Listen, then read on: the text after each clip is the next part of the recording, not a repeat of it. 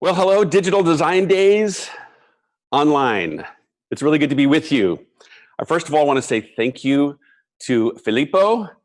I enjoyed our podcast promoting the event. Thank you to the entire DDD team and my fellow speakers, my clients all around the world. I see you. And I also want to say thanks to everyone watching, the thousands of creatives and designers in the DDD community. Now, who am I? I'm Joel Pilger, and I help great creatives run great creative companies. I work as a consultant at RevThink, where I work with business owners. So these are some people who run some of the most eminent creative firms around the world. But today, I'm talking about the importance of positioning. Positioning. Now, this is especially important right now, okay? Who do you say that you are? And how do you stand out? Now, who am I talking to today? Okay, because usually I speak with business owners, right? But today I want to be speaking to you as a creative, as a designer, perhaps. So you could be an employee, you could be a freelancer, you might be an executive at a company, or you could be a business owner. Now, I also want to offer this caveat that this topic I'm covering today is a very condensed version of a module I teach in my Jumpstart Accelerator, which lasts 9 weeks. So obviously, what we're going to cover today is just the tip of the iceberg. Okay, let's get started. My thesis that I want to share with you today is simply this: that your position in the world is changing. So I want to ask you this question: who are you? And what do you do? And the conventional way that most of us answer that question no longer works. Now, here's where I'm going to start. I'm going to start by telling you a story that years ago, when I was running my own creative agency, my studio, Impossible Pictures, I got a meeting with a potential dream client. Now, this gentleman's name was Roger. And Roger was a senior vice president at DirecTV. And I knew DirecTV was going to be my next dream client. It took me 3 years to get this meeting with Roger. I know. But finally, the day came. I was at a conference, and Roger's team, my team, we all sat down on opposite sides of the table. And we start our meeting. And Roger, of course, begins with, "Well, Joel, tell me about your creative firm." And what happened next is something I'm sure is very familiar to you, because I said, "Well, we are a creative firm and we're collaborative and we're design focused and something about integrated and something about passionate." All I know is Roger stops. He holds up his hand and he says, "Stop, hold it." I've met with about 12 companies just like yours today. And can I be really honest with you? Here's what he said. Roger says to me, "You guys all suck at marketing. So why should I hire you to market my brand or trust you to market my brand?" As you can imagine, the meeting ended fairly quickly. And I shuffled along my way, and we never worked with DirecTV.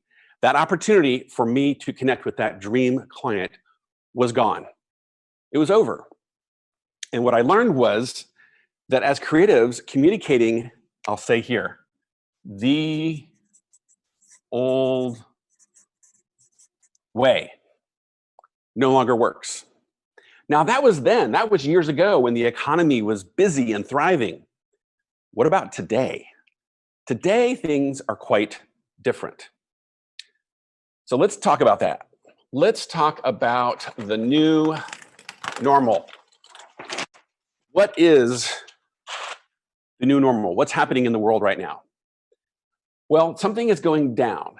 And I would say in business around the world, that what's happening is people, and these are clients, these are companies, there's decreasing security There is decreasing certainty. And there is decreasing, notice this, confidence. Now, this is the problem. This is the world that we currently live in. This is the new normal. Now, the challenge is, how do we overcome this? How do we fight this? I would say that in this new normal, we're going to be connecting with people, so keep that in mind. I would say the antidote to that is to be offering increasing trust and increasing expertise. But what's this graph? How would we name this graph? These two things, these two trends. This is simply risk. Risk. That people are decreasing in their tolerance for risk right now. So for you to combat it, the antidote is to take on some of that risk by extending trust and giving away your expertise. Now, you might say to yourself, well, I already do this. I do this all the time. Well, let's find out for sure. Do you really? Because there are some very common myths out there. And probably my favorite myth, because I hate it the most, is you say this. It's all about the work. In other words, you say, hey, I've got a great portfolio. I produce brilliant work. That's all that really matters. Really? I would ask this question, have you been to Behance lately? Because the amount of great work in the world is absolutely staggering. It's incredible. It's overwhelming. And if that was all it took to stand out and to be understood in the world, this would be enough. But this is a myth, okay? It's a myth. So let me ask you this also. What's this other myth? I'll say this. I'm going to put these in quotes. This other myth is everyone struggles to communicate who they are and what they do. So creatives, we tell each other, yeah, I'm great. I'm brilliant at communicating for my clients or for my company or for my customers. But when it comes to me, I can't figure it out. Well, my question would be, this is just an excuse. Can't we do better? I mean, we are creatives, right? Can't we figure this out? Because what do? We rely on things like cliches. Oops. We rely on things like buzzwords, right? And stereotypes. Now, why does this happen? What's the problem here? What's going on here? Now I'm going to ask you this question to you. I want you to answer it to me. If I could hear you, I would love to hear all these answers. But I want you to say to me right now, if I asked you, who are you and what do you do? How would you answer that question? And you can even verbalize it to me right now. You would say what? And I can hear some people saying something like, I'm a designer. I'm a filmmaker. I'm a musician. And I want you to notice in each of those sentences, do you see what they have in common? There's a little word in there, and the word is a. A. Think about what that word implies. What it suggests if you say, I am a designer, is you're saying, I belong to a group out there in the world called designers, and I am one of many. It feels safe to belong to an existing group, doesn't it? There's like a safety in numbers psychology going on here. However, I call this group the sea of sameness. Sameness, it's everyone's the same, I'm just one of them. But what if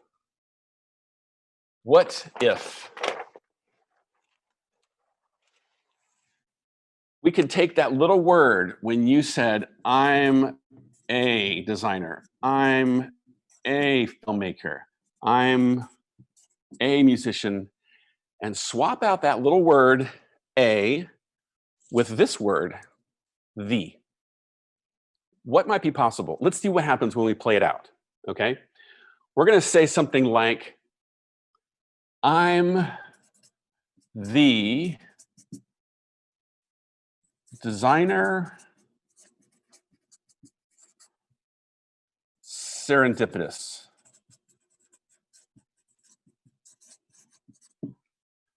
Okay. Whew. Or you're going to say, I'm the, if you're a filmmaker, something like the fabulous filmmaker. Or you're going to say something like, I'm the, instead of musician, maybe you're something like the music maker of make believe.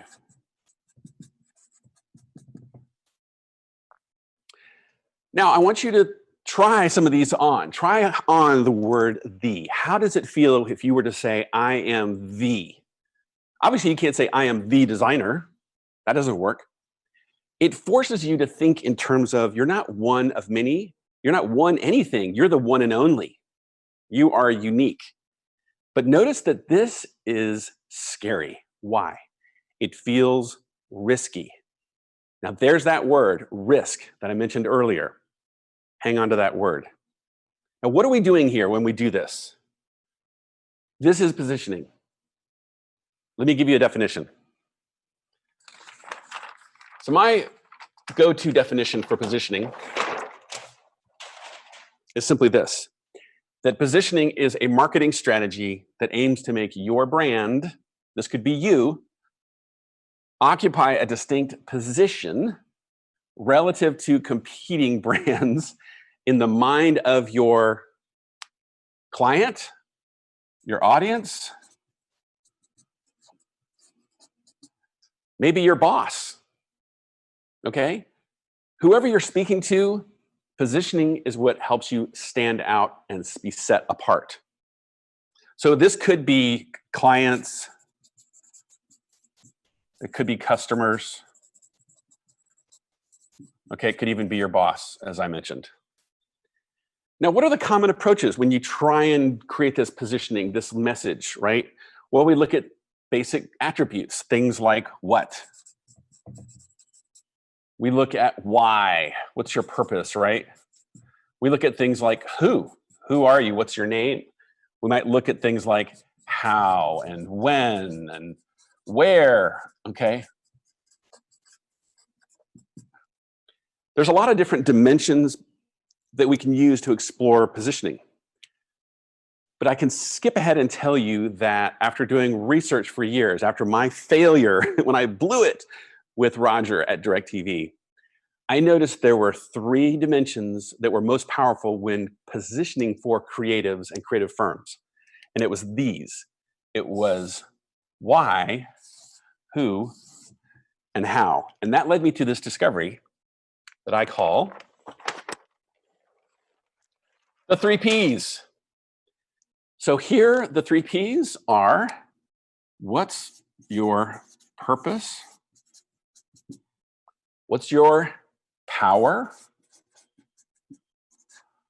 And what's your personality? And at the intersection of these 3 things, okay, so think of this as your why, your how, your who. At the intersection of these things, this is where the magic lies. This is where your uniqueness and what makes you remarkable can be found.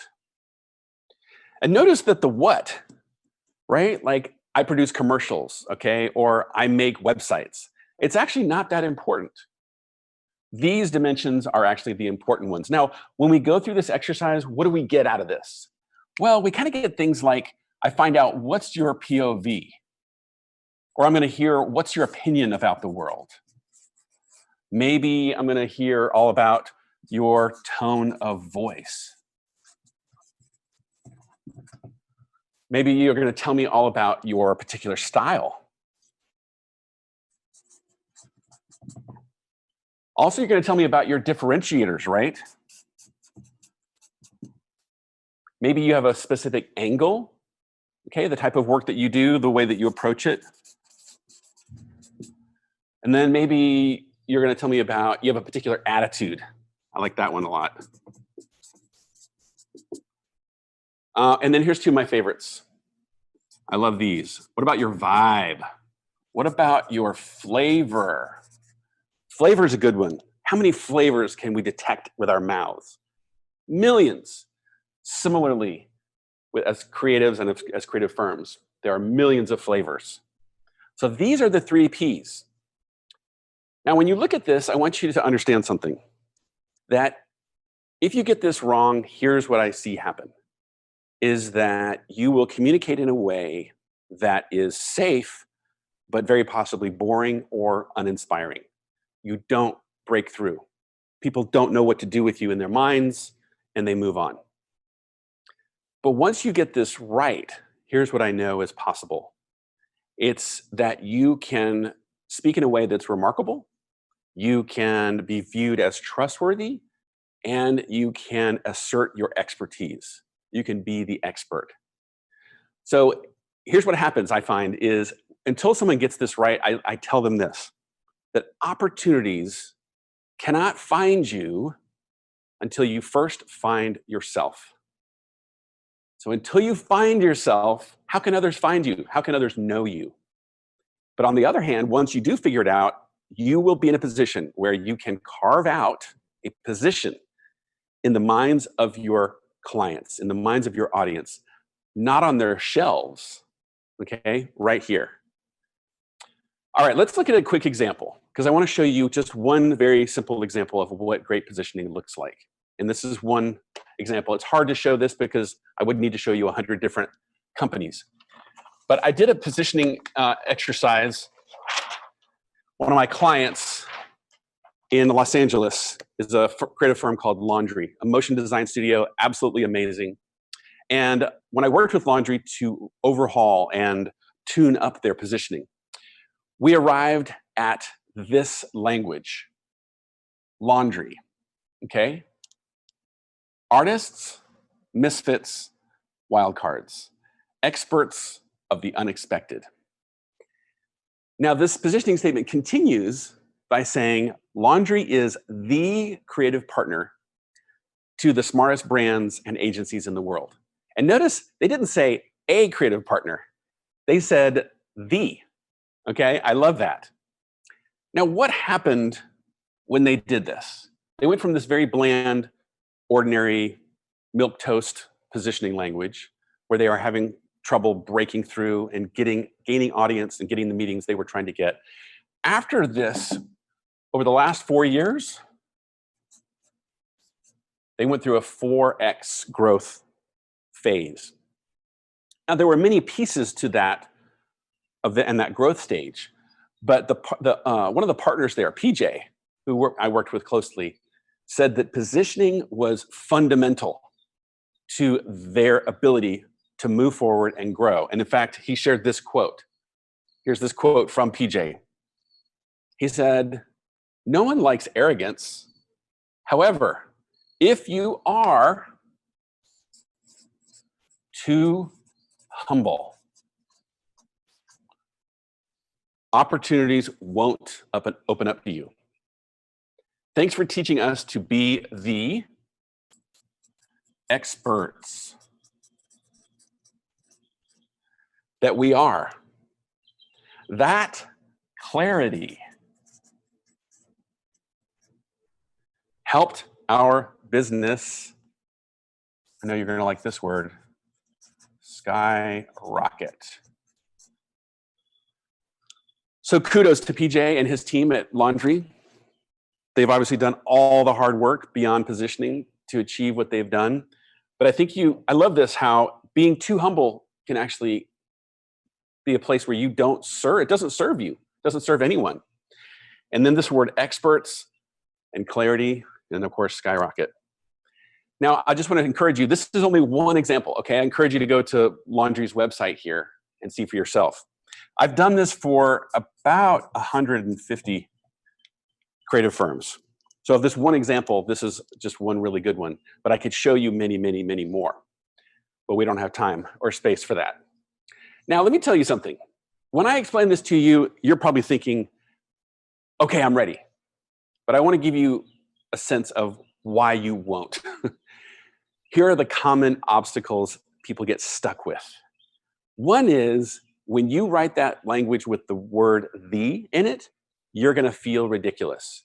But I want to encourage you, I call this fear of the peer. You're more than likely afraid of what your friends in the industry will think of you. And I want to encourage you to just notice that and don't pay attention to it. Remember who your clients, your customers, your boss is. Another one that I hear often is that there's this temptation that it was expressed by a client of mine, Linda, who runs Decker Design in New York. She said, Joel, we're afraid that top clients won't hire us unless we look like every other leading creative firm. So think about that. If we don't look like everyone else, clients won't hire us. But I would submit, if you look like everyone else, you won't get hired. That's what I call narrowing is harrowing. Okay, when you narrow your positioning, it's very scary. The last one I would say is this. Maybe you just don't like setting big, scary goals because you're afraid you're going to fail. Maybe you failed before. This is the fear of great expectations. Now, one of my mentors, Dan Sullivan, taught me this. He said, Joel, if you don't like setting big goals, can I just ask you, what was it you were planning on doing with the rest of your life anyways? And that's when I realized, oh, right. Yeah, of course. Let's go for it. All right, so let's recap. What have we covered here? Well, first, that your position in the world is changing. Your position in the world is changing. If it hasn't already, it needs to change going forward. And that design and creativity are much greater than uncertainty, okay? That new normal of decreasing confidence, decreasing security, decreasing certainty. That design and creativity can overcome this. But how do we do that? Well, through positioning, which enables us to reach out in a way where we build trust and we share expertise. Build trust and share expertise. Now, my practical steps are for you. How? 1, do this A to the exercise. Try it on for yourself. Find a way to express your uniqueness with that little word, the. Then, 3 Ps. Find the intersection of your purpose, your power, your personality. Where does it all come together? And find a way to express that in a way that's truly remarkable. And then the third thing I would say is take risks. Okay, you got to put yourself out there, use your positioning, push it out into the world, and offer to help. Okay? So that's our conversation today. I want to just simply say this, that these past months have been incredible. But I do know this, that the world needs creativity more than ever. But we have to help them. We have to help them understand who we are and what we do, what we're capable of. We are designers, we are creatives. So this is what we do, okay? I give you full permission to step up, to stand out, and go do what makes you come alive. Now, if you want to go deeper, I want to offer you something. I have a worksheet. I call it a positioning thought starter. This is it's a simple worksheet that you can download for free. If you go to revthink.com/DDD, you'll see the instructions for how to download this thought starter and maybe start working on your own positioning. Well, I'm Joel Pilger. I appreciate being with you. Thank you for your attention and for watching. It's been my honor to be with you today. Best to Filippo and the team at DDD. I'll see you guys soon.